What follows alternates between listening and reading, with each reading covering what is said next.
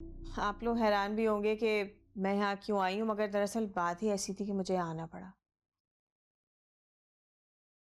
चचा, मेरे पास शम्सा का फोन आया था। रजा अपने किए पर शर्मिंदा है। वो अपनी दूसरी बीवी को भी छोड़ने को तैयार है। वो लोग चाहते हैं कि आप लोग रजा को एक मौका दें कि वो अपनी गलती सुधार सके। क्या हो गया शमीम तुम्हें? सब कुछ जानते बूझते हुए भी तुम उसकी वकालत करने के लिए आई हो? नहीं नहीं चचा, ऐसी कोई बात नहीं है। भला मेरा रजा से क्या ताल्लुक? मैं क्यों उसकी वकालत करूंगी? मैंने तो शम्सा को भी खूब बातें सुनाई कि भाई मेरा अब इस मामले से कोई ताल्लुक नहीं है, मुझे इस मामले से दूर रखो। मगर बात दरअसल ऐसी थी तो मैंने सोचा कम से कम आप लोगों को एक बार बता तो दूं। क्या पता आप लोगों का इरादा बदल जाए और सायरा का घर टूटने से बच जाए। जो घर कभी बसा ही नहीं उसे बचाने आई हो तुम शमीम? चची, मैं तो सिर्फ सायरा को तलाक याफ्ता होने के लेबल से बचाना चाह रही थी। एक तलाक याफ्ता लड़की की हमारे माशरे में कोई इज्जत नहीं होती। लेकिन जितनी अजियत सायरा ने रजा के साथ रहकर सही है, तलाक के बाद सायरा को उससे कई गुना ज्यादा अजियत सहनी पड़ेगी।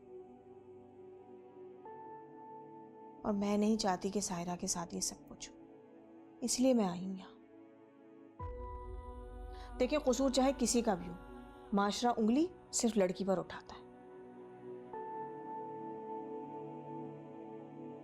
अब हम किस किस को सफाइयां देंगे कि सायरा का कोई कसूर नहीं था? सफाई देने की जरूरत ही क्या है? तलाक याफ्ता होना कोई जुर्म नहीं है, और महज एक लेबल से बचाने के लिए हम आप ही को वापस उस जहन्नुम में नहीं झोंक सकते। चचा, देखिए ये तो अभी ना समझ है, इसे इन बातों की कोई समझ नहीं, लेकिन आप तो समझदार हैं, आप तो समझते हैं ना इन बातों को। क्या आप सायरा को तलाक दिलवाकर सारी उम्र इस घर में रखेंगे? नहीं ना। इस बात की क्या गारंटी है कि दूसरी बार उसके साथ ऐसा कुछ नहीं होगा, उसे बहुत अच्छा शौहर मिलेगा? बेटियों के नसीब का कुछ नहीं पता होता। एक तलाक याफ्ता लड़की के लिए किस किस्म के रिश्ते आएंगे, इस बात का तो अंदाजा है ना आपको।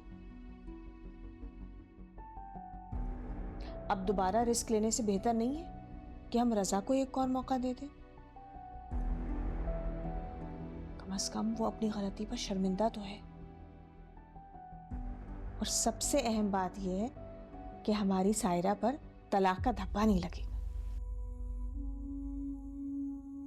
देखिए, मैं आप लोगों को सिर्फ मशवरा ही दे सकती हूँ। आखिरी फैसला तो आप लोगों ने और सायरा ने ही मिलकर करना है।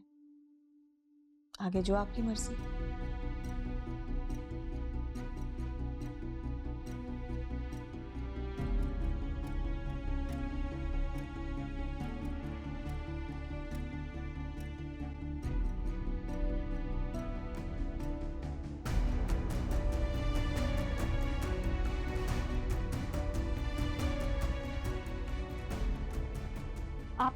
आप ही मेरी बात सुने।